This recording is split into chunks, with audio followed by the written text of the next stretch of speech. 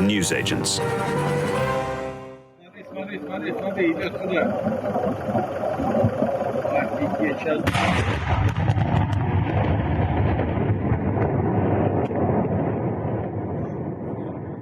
There's often talk of political earthquakes, and then there are real earthquakes.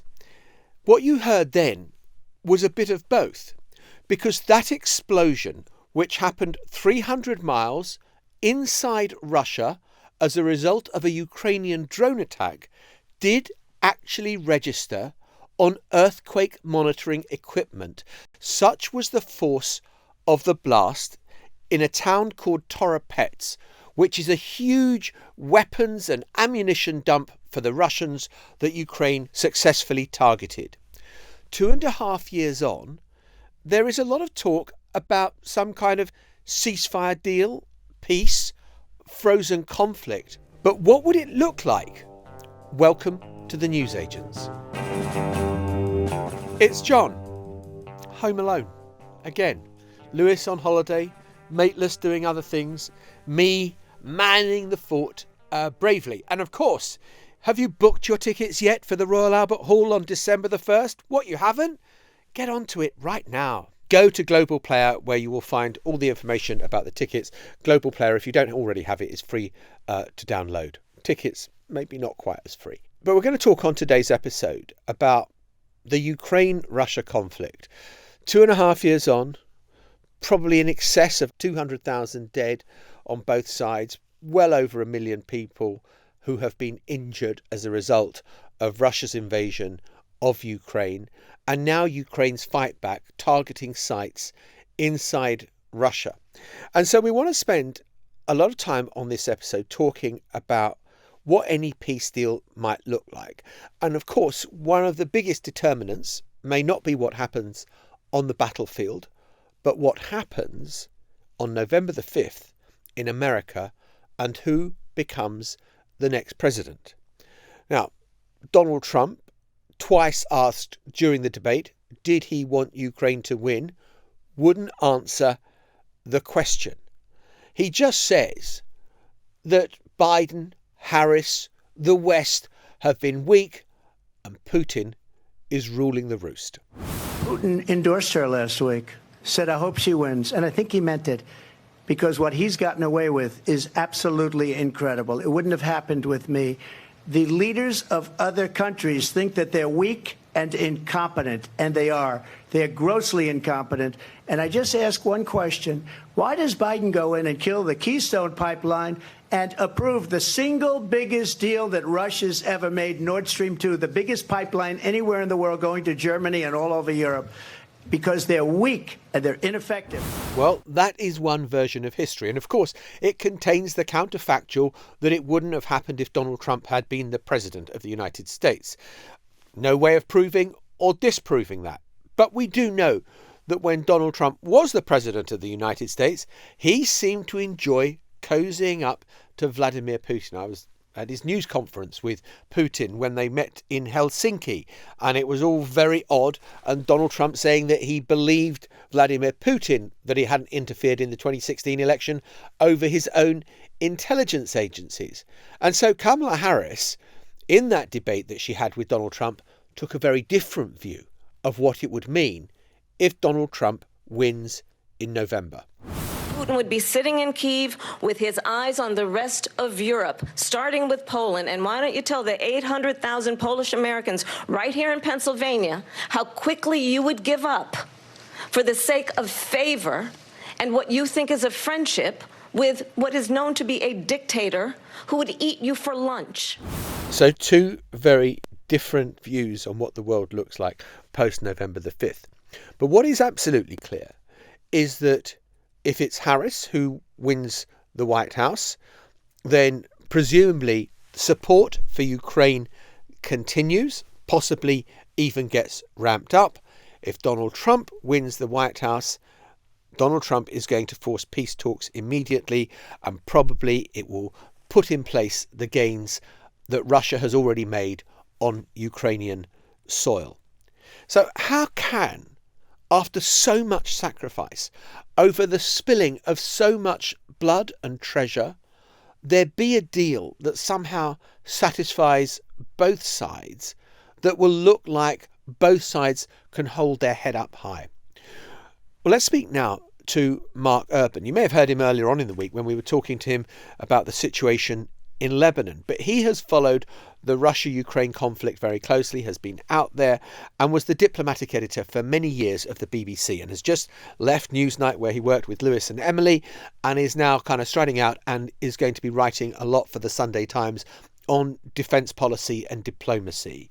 And I wanted to talk to him about what happens now in the conflict in Russia and Ukraine. Well, I'm delighted to say that we're joined in the studio now by my former BBC colleague who toiled in the salt mines nearly as long as me, Mark Erin, former diplomatic editor of Newsnight, and really wise owl on international affairs. And you've flown the nest as well as we have. Yeah, well, we all have to get a proper job eventually, I suppose. That's it comes to us all. Yeah. Did you the feeling of kind of like, you know, a prisoner who's been in there for life? I felt this. You know, you've been in there 35 plus years, and the door springs open. You think, I can't go out there. This is where I belong. I live in here. It's funny you use that analogy, because I did used to say to people, you know, when they go, oh, well, you don't ever think of moving on or whatever, and I always used to say to people, do you know, I've been there so long that they leave the cell door unlocked and I haven't even had the wit to walk out yet. So no, finally, yes, it's good. Look, it's wonderful to have you on the News Agents, and I want to talk to you about Ukraine, Russia, which obviously you've been following very closely, and to get your insights into that. And I saw you talking about, are we getting near endgame? And I kind of want to drill into that a bit, about if we are, what does it look like? What would it mean? And what are the forces driving that? Yeah, absolutely. Well, this is what I wrote about for the Sunday Times this past weekend. And I mean, endgame is an interesting phrase, because in a sense, I like the ambiguity. And there was a question mark in the headline, because, you know, some people say, oh, so you think they're about to make peace? Well, no, I think given everything that's happened in Ukraine, the suffering, the legacy now of bitterness because of, you know, war crimes like Bucha, you know, that loss of life. We just had figures from the Wall Street Journal suggesting they had 80,000 soldiers killed and 400,000 wounded in Ukraine since February 2022. It's, of course, not going to be easy for them to accept a deal that falls short in any meaningful way of their war aims. Similarly, for Putin, having laid down hundreds of thousands of lives there and done what he's done, and you know, in effect sort of ransacked and had to reconfigure the Russian economy. So I think it's quite hard for them to agree on what you might call a peace treaty, in which everything is settled and everybody knows where we are. But what I do think is, if you look at the lines and how they're developing of various things like shortage of manpower, which both sides are suffering really badly from that. It's been a big problem for the Ukrainians on the front lines this summer, and for the Russians, you know, laying down lives in the way they do, the profligate way they do, they're having big problems finding enough people willing to go to war. So even what I'm talking talking about, the size of Russia. Sorry. Yeah, absolutely. So the other thing which I think has really focused Putin's mind, and he really doesn't like, hence the bellicose language of a few days ago, is more and more deep strikes that the Ukrainians have been doing. Now, so far, they've been using long-range drones, slow-flying, you know, glorified model aeroplanes, really, but some of them are quite big and can go anything up to 1,800 kilometres. So all the way through European Russia, air bases, fuel storage points, there have been hundreds and hundreds of these attacks in the last couple of months. And this is really, really irking Putin. And now the prospect of adding Storm Shadow and other precision Western-made weapons to that is what caused that sort of lashing out by Putin. So what I'm talking about is, are we reaching a point, perhaps in the immediate aftermath of the US election, where Putin will have to make a judgment to stop that pain, the attrition of his national infrastructure, to deal with issues in his army, where he too is prepared to go along with some sort of armistice, a ceasefire plus, and would that also be in Ukraine's interest? I think the discussion is more around that. Now, you might argue, well, that moves you towards the underlying issues, but I think what we're talking about in the next few months is, will there be a moment where both sides want to stop the violence for a while? But doesn't that depend on stars aligning in a sort of perfect way? Because the side that calls for a ceasefire is the side that's normally losing, whereas the side that's on the up thinks, no, I want to press home my advantage now. Yeah, so if absolutely. Ukraine thinks we're doing well and we've got this incursion into the Kursk region or whatever, right, let's carry on, and vice versa if the Russians are doing well. Are you saying that there is a possibility that there is a symmetry where both Russia and Ukraine think, OK, we've probably gone as far as we can go now? And well, it is definitely the case that both sides have failed to achieve breakthroughs this summer. I mean, one of the people I was talking to when I was writing the article said, look, the Russians, because of the shortage of troops on the Ukrainian side, they've definitely, there have been moments when they've broken through, and we've been waiting for them to sort of pour through and exploit it. And they've simply been unable to do so because their army is so sort of beaten down and has suffered such losses at the leadership and other levels, that it can't really respond very well. But I think you're absolutely right. I think if either side goes into this looking like they're looking for a ceasefire, then of course the other one will think, one more push, I know we've really suffered casualties. I know we're in all sorts of difficulties as a society, but they're showing weakness. So what do we see? We see Zelenskyy going to New York next week to unveil what he calls a plan for victory. And we see Putin threatening to up the ante. So I think we see both sides trying to talk a language that sort of cloaks the pain they're feeling and tries to project strength rather than weakness, precisely because I think the trend lines are that later this year, particularly when it gets really cold, I mean, some estimates suggest that 80% of Ukraine's electricity generation has been destroyed by the Russians. There will be real tensions in society.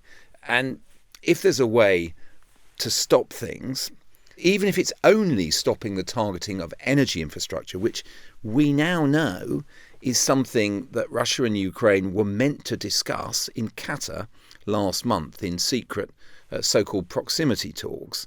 And because of the Kursk incursion, the Russians postponed.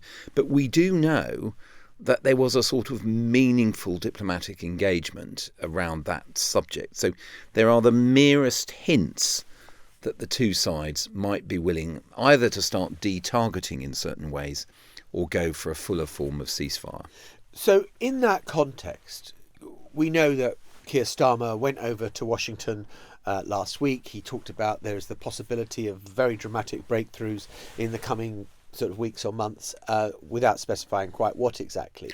The long-range missiles. He said we're getting to big decisions. Big decisions, which I thought was interesting in this context of are we entering an endgame. So what do you think that meant? I think he probably meant double or quits. That either we've got to keep going with Ukraine or it's going to get very uncomfortable. I imagine that's what he meant. Where do you think the British stand on the use of British long-range missiles into Russian territory, the Storm Shadows, for example? Well, look, you can look at this two ways. One is, Urban's thesis about the trends in both armies, exhaustion, etc., is completely wrong, and we just have to do everything we can to help Ukraine. The other way you can look at it is, the pips are beginning to squeak in Russia. Double the pain. The Ukrainians have got these long-range drones. They can hit much further away than Storm Shadow can now, and are doing so on a weekly basis with hundreds of drones. It's a real game changer. But, these sorts of light aircraft, as they are effectively, they have to have pretty much a direct hit. They're not as accurate, they're not as fast, and they don't have the heavy punch. The Storm Shadow is designed to penetrate things like bunkers and hardened shelters for combat aircraft, that sort of thing. So in that theory, you say, Starmer says, look, Zelenskyy really needs this to just turn the pain up once again, so that if we are going into a period of negotiation, he does so from a position of strength. What is the fear? Is it that Russia suddenly says, right, well, this is now a NATO war? We're at war with NATO because that's what Putin said, yeah. Yeah, but he's been drawing red lines repeatedly. You can't have tanks, you can't have this, you can't have that. And eventually the tanks have arrived, the F-16s have arrived. What's the big change if it was Storm Shadow missiles going into Russia? Yeah, I mean, arguably, of course, and supporters of Ukraine would absolutely make that point. Come on, Biden's been timid throughout, not nearly as much as the German Chancellor, for example, in their view. But, he's been timid throughout. He's crossed these lines. And as, of course, we know, Storm Shadow and its French equivalent that it's derived from have been used quite a few times against Russian forces in Crimea. Now, of course, if you're Ukrainian, that's occupied Ukraine. But if you're Russian, that is part of Russia proper. And so they would argue is an indivisible part of the Russian motherland. So in a sense, they have crossed that line. So, yeah, it's a good question. I mean, I think we just got an interesting glimpse the weekend before last when Bill Burns was in London. And he let slip that fact that the CIA had assessed in September 2022, 2 years ago, that when the Russian army was in big trouble, for a few days they were just losing huge tracts of land in the east, in the area of Izum. This was an offensive that this General Syrskyi mounted very successfully, that the Russians had made preparations to use tactical nuclear warheads at that time. This is what the head of the CIA, I think he's telling us this now in order to give us some context about why Biden might be sucking his teeth a bit about crossing these red lines. But I think that what we learned from Burns and what we can read in implicitly to Biden's stance on some of these things is that there may be quite a sort of developed understanding between the Americans and the Russians about the red lines and how they work. I mean, Burns, once they detected all that, he went to Moscow. So he has had meetings both in Moscow and in Turkey and who knows where else with his Russian opposite numbers, at which, the red lines may well have been discussed. And I think what one can deduce from that story is that if they panic and think they're going to lose, it gets dangerous with the Russians. And then you get back to this dilemma that's gone round and round, rinse, repeat throughout the time, since February 2022, about what are we saying? Are we saying that Russia cannot win in Ukraine? Or are we saying that Russia has to lose? Ukraine has to win. That basic language about what is the Western objective here may well have been calibrated with this thought in mind by the Americans, that, well, if Putin really thinks he's going to lose, then the nuclear threat becomes real. And how much do you think the outcome is affected by the outcome of the US presidential election? Yeah, hugely, I think. I mean, it's got to. I mean, that's your. Now we're on your territory, but I would think so. The only question I have in my mind about it is, does Donald Trump want to be seen to give Putin a big victory with the accusations that he's looked weak and he's let Russia just, run the table? Well, that is exactly the point. Comes back to that you made about the end game earlier, which is if you appear weak going into the end game, then there's a big chance that it slips away anyway, that Putin just thinks, well, hey, another few months of this and we'll have them. If America effectively throws in the towel and leaves Ukraine isolated, of course, Putin may conclude, well, now's the time to force my advantage. Equally, I think you can say, some people say Kamala Harris is tougher on Ukraine than Biden. So you can argue that if she gets in and we then have that brief period where Biden is still the president and possibly looking for a legacy, for Moscow at that point, going for a ceasefire plus, and I think it would have to be plus to get the Ukrainians on board. They can't just accept, we lock everything down and freeze in all of Putin's gains. That's clearly unacceptable, even in a ceasefire formulation to the Ukrainians. But if you start to say, okay, well, they've got to be disengagement. The Russians have got to pull back in places. We'll pull back from Kursk. We'll have disengagement zones in order to buttress the ceasefire. And Zelenskyy himself has used phrases like buffer zone and disengagement zone. Then you start to get into what we might call ceasefire plus. It doesn't solve the fundamental problems of the crisis. In that sense, it's not peace, but it is the beginning of an end game. So a frozen conflict, sort of a la North Korea or whatever. Well, and of course, as many Ukrainians would say, as we had from 2015 onwards with the Minsk agreements that ended the first round of fighting with a sort of promise of political resolution of the problem in the East, the Russian occupation of the East later, which, of course, the Russians were never going to be serious about. And we don't know what Russian public opinion is, because I suspect if you go and do vox pops in a Russian town, they'll be slightly wary of ventilating too much hostility towards the government in Moscow, with all the dangers attendant in that. What about Ukrainian public opinion? Is it as solid as it was at the start of the war 2.5 years ago, or are people starting to think enough? No, it's definitely wearied. I mean, I was there early on this year making a report precisely about the difficulties they were having getting enough troops, and the need for a new mobilisation law, which was eventually passed in May, I believe, or possibly April. So they did eventually get that law through. But the political wranglings around that law, a lot of the Ukrainian MPs, they didn't want to vote for it. The idea of calling up fresh tens of thousands of Ukrainians was very worrying to them in terms of the politics of it, speaking to the war weariness of the nation. So, yes, there are definite signs of war weariness, and some polls show that. Equally, on the fundamentals of the war, are we just going to give away the East to Putin or allow him to stop us joining the EU or NATO? People are still pretty solid. Mark, thank you for that. Before you go, I know there was a big Newsnight gathering last week to say goodbye to Kirsty, to say goodbye and to me. It was a joint party. Joint party. Yes. And Lewis and Emily reported that it was quite a night, and you were reflecting on missed opportunities. Well, I actually I wanted to pay tribute to so many fabulous colleagues, and I talked about the degree to which it had become family. The programme was family, and the sort of love that existed there. And then I said, well, the thing is, life can be tricky if you're keeping two families on the go and trying to keep both of them happy. And I remembered back in 1998, I had been sent with a team, a producer and a cameraman, to Kuwait because Bill Clinton was about to do some bombing because of some difficulties with Iraq. And that story played out pretty quickly. We got there, and within a few days, that was sort of done, and it was clear US was not going to go to war with Iraq. And so we thought, right, well, shall we try and do another story, or shall we just go home?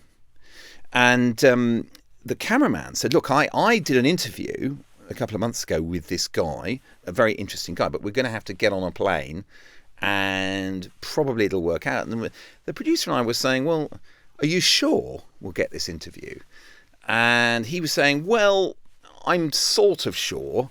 I managed it a couple of months ago, and I was thinking about my family. Your real family? Yeah, and my beloved daughter, my toddlers. And I was thinking, no, I want to get back to them. So I did. And the interview was with Osama bin Laden.